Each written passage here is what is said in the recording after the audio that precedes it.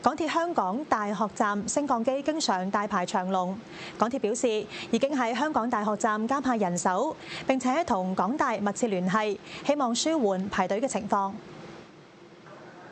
立法會鐵路事宜小組委員會會議討論有關提升港鐵設施同埋乘客體驗嘅最新進展。有議員關注港島線香港大學站每日朝早都有大批學生排隊等候升降機上校舍，希望港鐵有解決方法。而家港大站咧，其實每一朝早咧都好多學生喺度上港大去排隊嘅，其實排好長路。你哋喺呢方面有咩解決嘅方法去處理呢？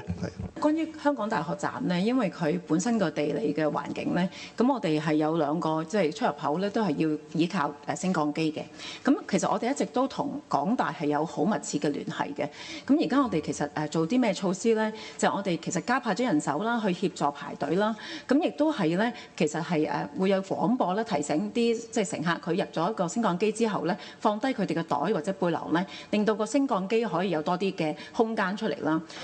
另外，有議員話唔少意見反映將軍澳至康城站路段以及錦上路至荃灣西站路段列車行駛期間手機信號接收不良，甚至收唔到信號，希望港鐵跟進。